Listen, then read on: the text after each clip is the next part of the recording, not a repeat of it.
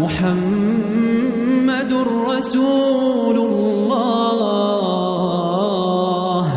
والذين معه أشداء على الكفار رحماء بينهم تراهم ركعا سجدا يبتغون فضلا من الله ورضوانا سيماهم في وجوههم من أثر السجود ذلك مثلهم في التوراة